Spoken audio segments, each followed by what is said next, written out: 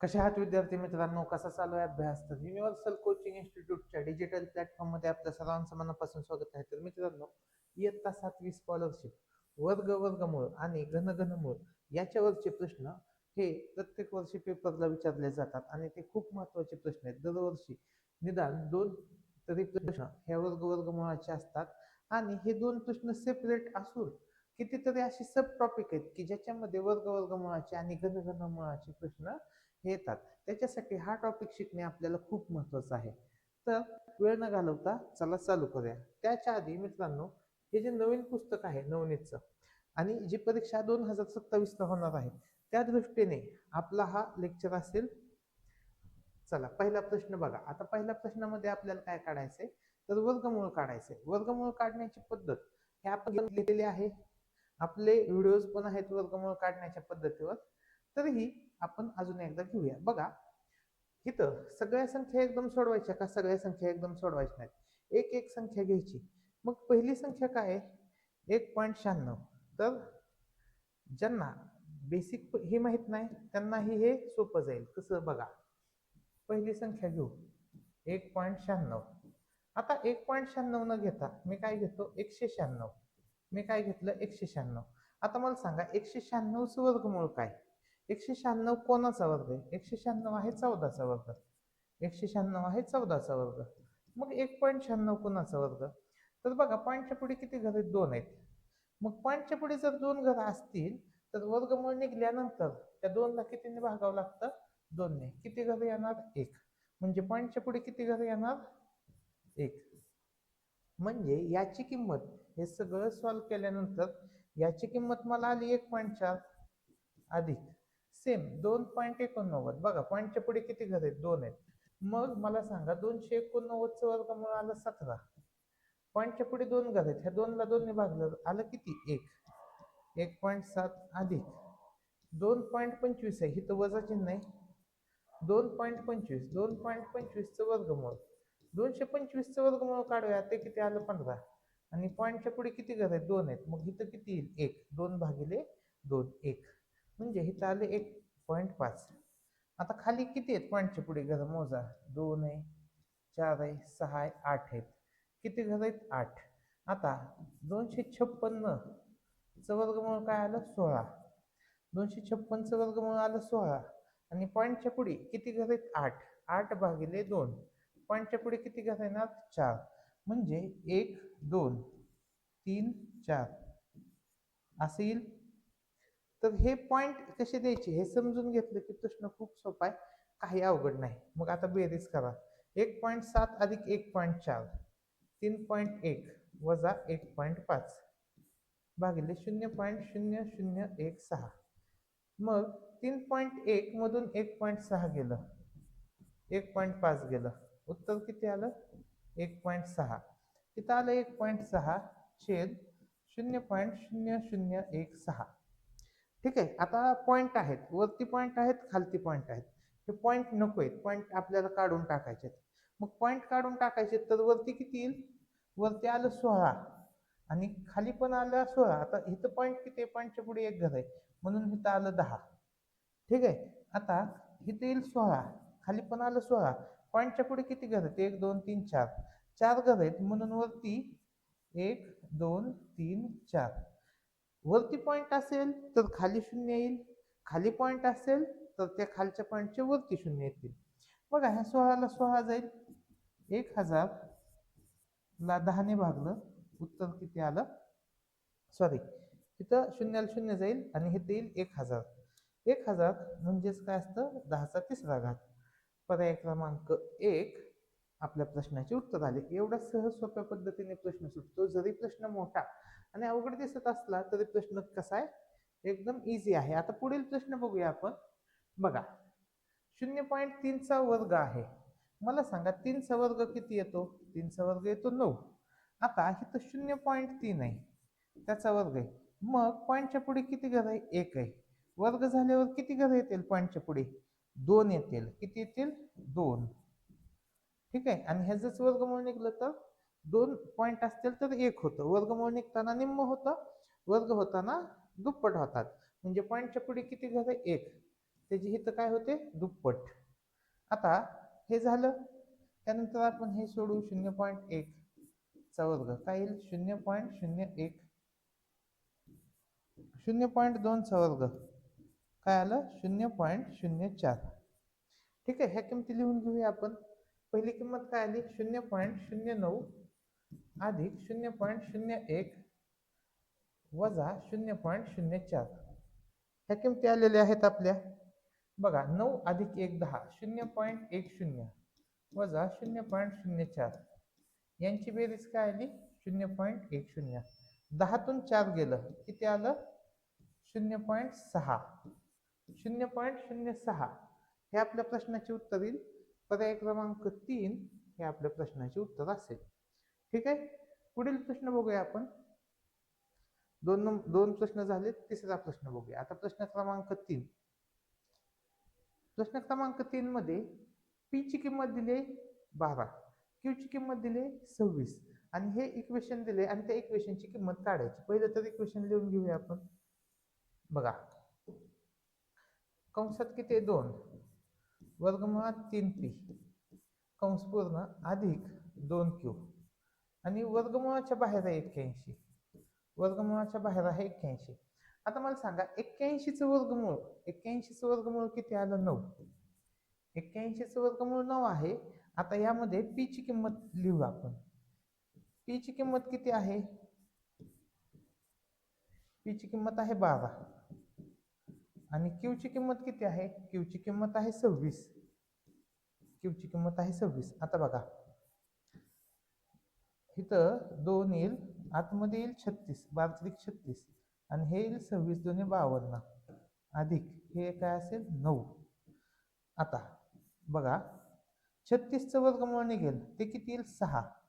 2 आणि 6चा गुणाकार अधिक 52 अधिक 9. मग मला सांगा 6 दुने किती 12.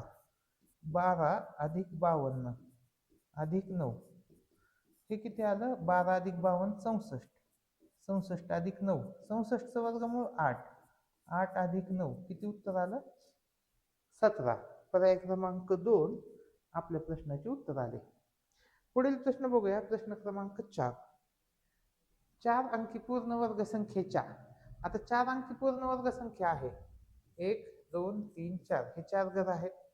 4 अंकी पूर्ण वर्ग संख्या च्या एकक स्थानी काय पाहिजे, एकक स्थानी 4 5 किंवा 6 हे अंक असलेल्या एकूण किती संख्या आहेत. एकूण आपल्याला किती संख्या आहेत हे शोधायचंय. अवघड आहे का, तर अवघड नाही, सोपंच आहे. कसं काढायचं ते फक्त आपल्याला बघायचंय. तर मला सांगा आपण वर्ग संख्या लिहूया. आता हा प्रश्न बेसिक पासून बघूया आपण.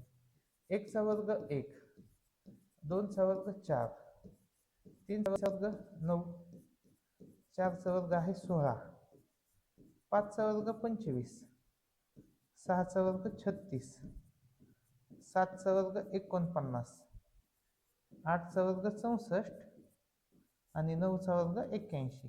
आता 10 चा वर्ग 100 असतो म्हणजे 10च्या वर्गाच्या एकक स्थानी तर 0 येईल. 4 5 6 हे अंक येणार नाहीत. मग 4 5 6 हे अंक कुणाकुणाच्या वर्गात शेवटी येतात, 2 च्या 8 च्या वर्गात शेवटी 4 येतं. बघा त्यानंतर 5 च्या वर्गाच्या शेवटी 5 येतं आणि 4 च्या आणि 6 च्या वर्गाच्या शेवटी काय येतं 4 येतं. म्हणजे माझ्याकडे 1 ते 10 पर्यंतच्या वर्गात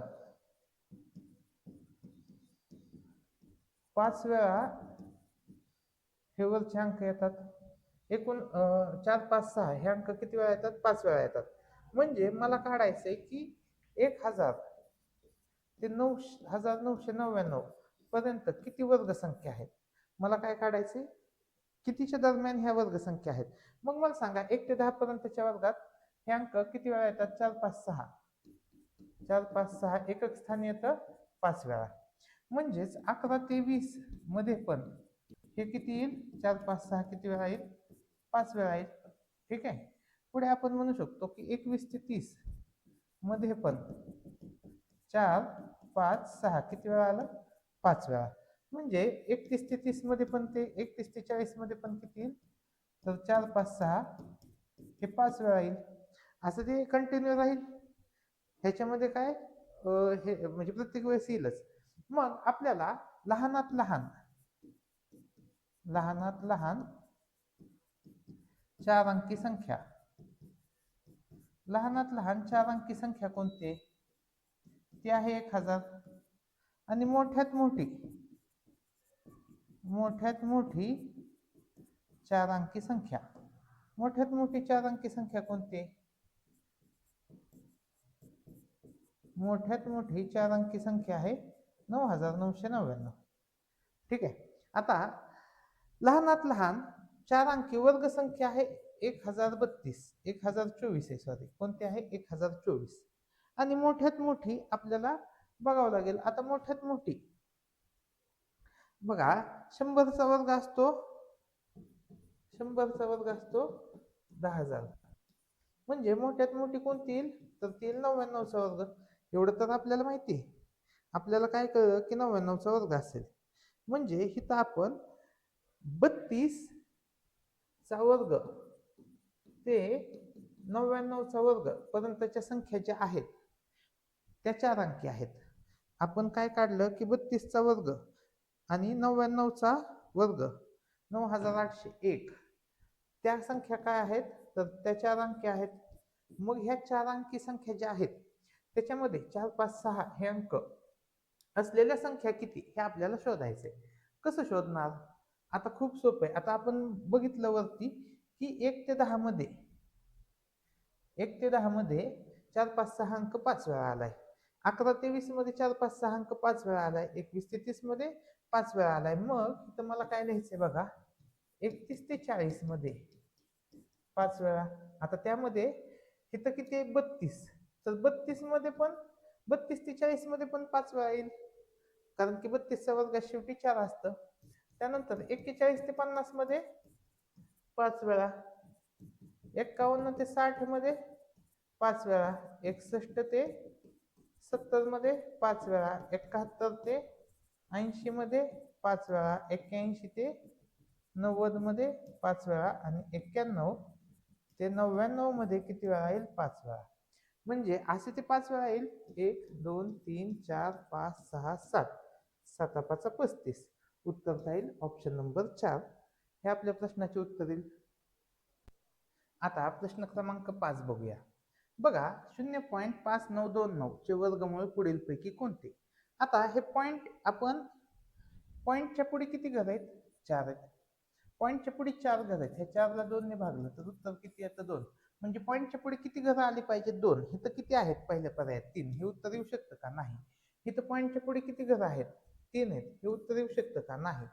म्हणजे मला फक्त करायचं चेक ह्या दोन्हीतलं कोणतं उत्तर आहे. तर तुम्हाला जर वर्ग नसेल काढता येत, म्हणजे वर्गमूळ नसेल काढता येत, तर तुम्ही असं करू शकता, 77 आणि 77चा गुणाकार. जर हे उत्तर आलं, माझं उत्तर आलं, तर माझं उत्तर हे 0.77 येईल. जर उत्तर नाही आलं तर माझं उत्तर काय असेल? ऑप्शन 4. म्हणजे असं मी चेक करू शकतो. एवढं सोपं आहे ते. तर दोन्ही मेथडने सोडवू. पहिलं तर आपण सोडू वर्गमूळाने. बघा, ह्याचं वर्गमूळ काढायचंय. आता मगाशी मी सांगितल्याप्रमाणे आपल्याला ह्याचं वर्गमूळ काढण्यासाठी शेवटच्या 2 संख्येचा एक गट आणि उरलेल्या संख्येचा एक गट बनवायचा. आता शेवटच्या 2 संख्यांचा एक गट मधील शेवटचा अंक बघायचा 9. शेवटचा अंक बघायचा फक्त 9. आता बघा, 1 चा वर्ग 1, 2 चा वर्ग 4, 3 चा वर्ग 9. म्हणजे 3 च्या वर्गात शेवटी 9 येतं. 3 च्या वर्गाच्या शेवटी काय येतं? 9 येतं. म्हणजे इथं कोणता अंक असू शकतो? 3 असू शकतो, किंवा आता बघू, 4 चा वर्ग 16, 5 चा वर्ग 25, 6 चा वर्ग 36, 7 चा वर्ग 49, किंवा 7 च्या वर्गाच्या शेवटी 9 येऊ शकतं. म्हणजे 3 किंवा 7 हे येईल. 8 च्या वर्गात शेवटी 64 येतं आणि 9 च्या वर्गात शेवटी 81 येतं. म्हणजे एकक स्थानी कोणता अंक येईल? 3 किंवा 7 येईल. आता मला सांगा, 59 च्या आधीची वर्गसंख्या, 59 च्या आधीची वर्गसंख्या आली 49. कोणती संख्या आली? 49. म्हणजे ह्याच्यासाठी आलं 7, याच्यासाठी आलं 7.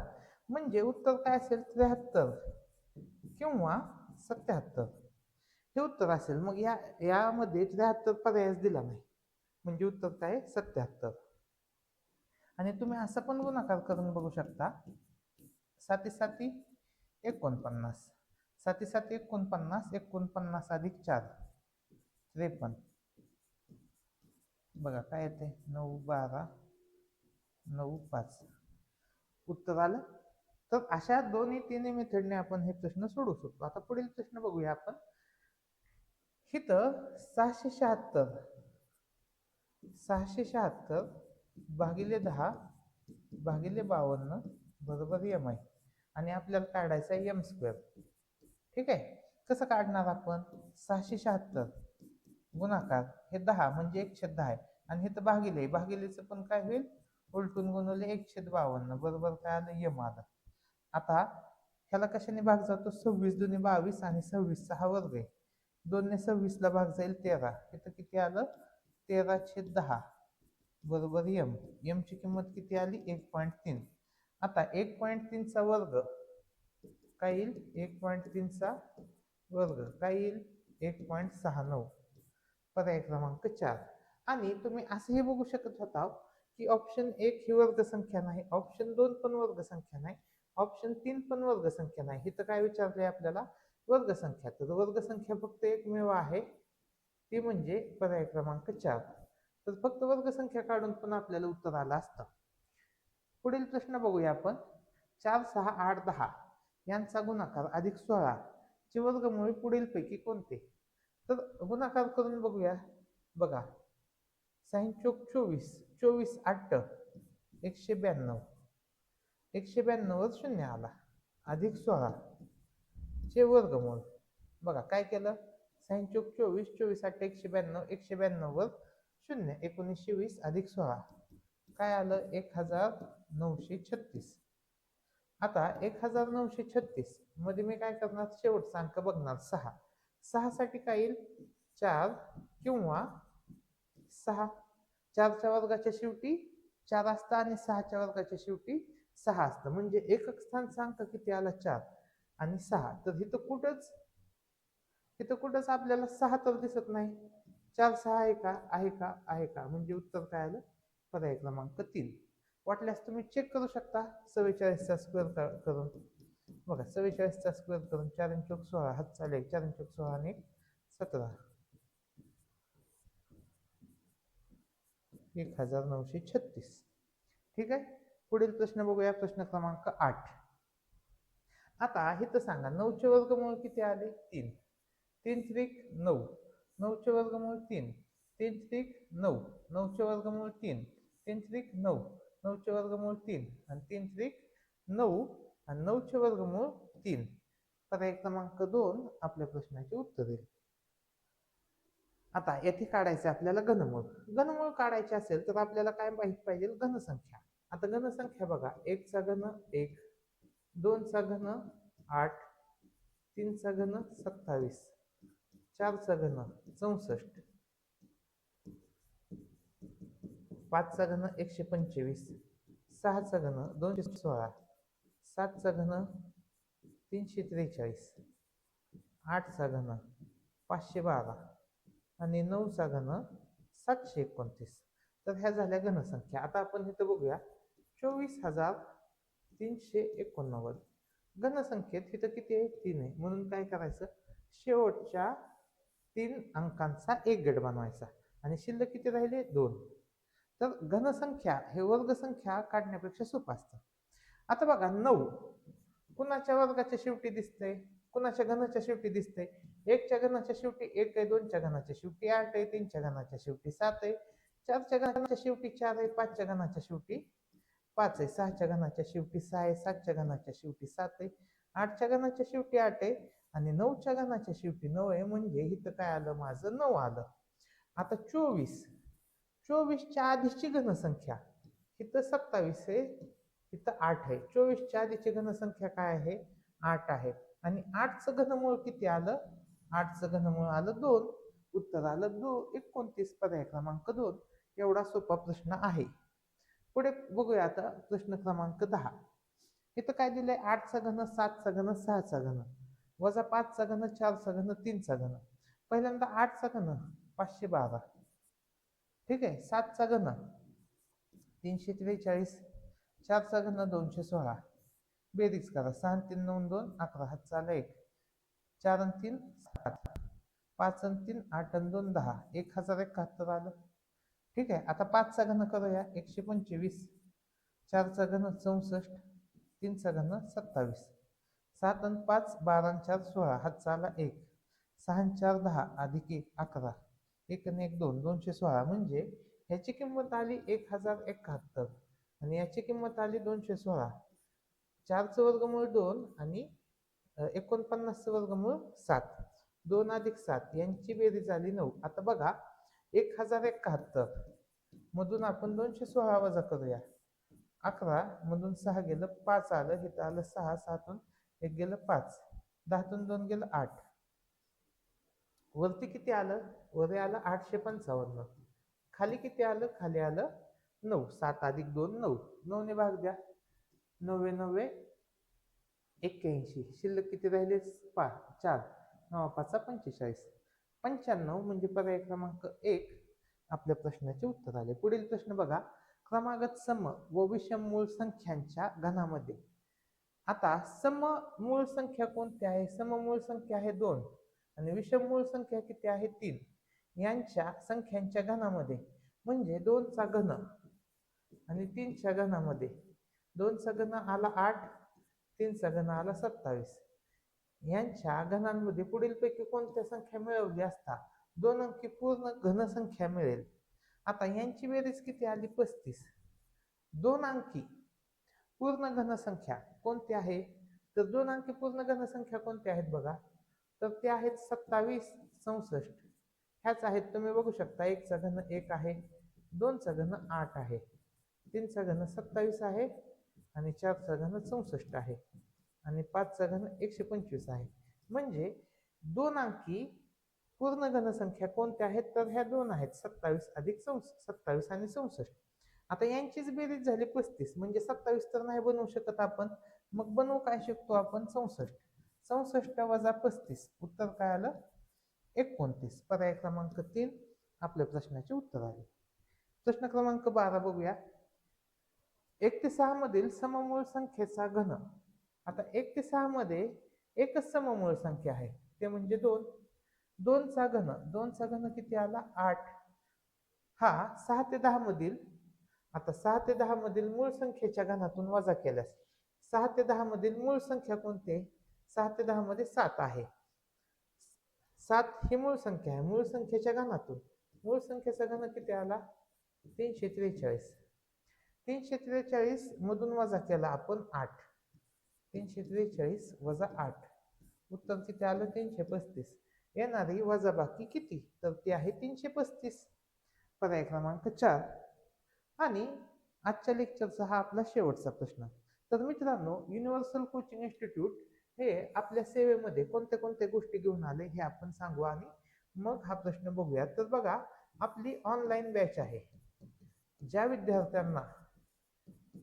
विद्यार्थ्यांना स्कॉलरशिपची बॅच करायची आहे तर त्यांच्यासाठी ऑनलाईन बॅच आहे. झूम मीटिंगवर आपण ही बॅच घेतो. डेली लाईव्ह लेक्चर असतात आपले, डेली लेक्चर असतात.